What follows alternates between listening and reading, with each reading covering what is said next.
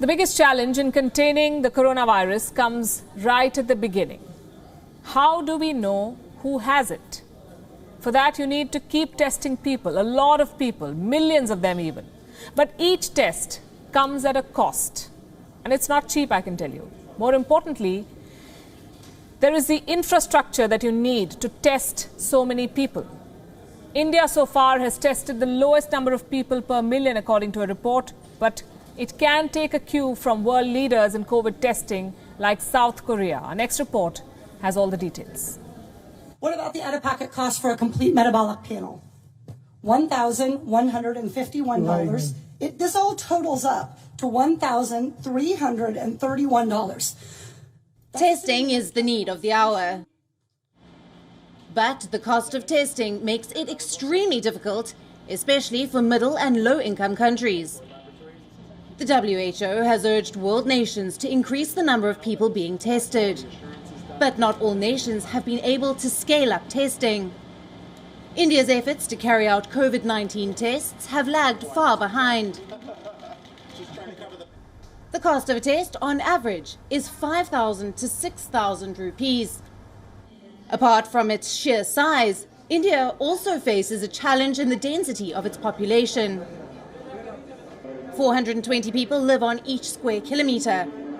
That's nearly 3 times more than that of China.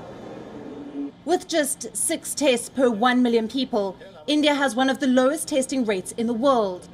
Italy, which is the worst hit nation outside of China, is testing over 1,400 per million people.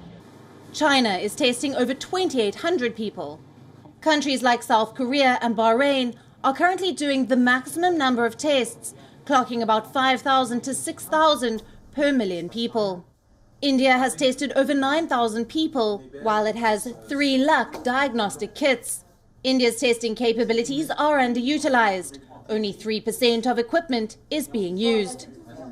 Lack of voluntary testing and exclusion of private hospitals are also blamed for the low number of tests.